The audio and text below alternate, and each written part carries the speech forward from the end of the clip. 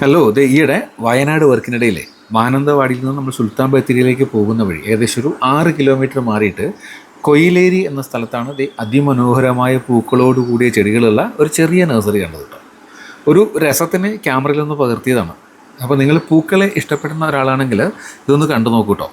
മിക്കവാറും ചെടികളുടെ എല്ലാം വിലകളും അതിൽ തന്നെ കാണാൻ സാധിക്കുന്നുണ്ട്. അധികം കൂടുതലല്ലെന്ന് എനിക്ക് തോന്നിയിട്ടോ. അപ്പോൾ ഈ ഗാർഡൻ്റെ പേരും ഫോൺ നമ്പരും വീഡിയോയുടെ ലാസ്റ്റ് കാണാൻ സാധിക്കും.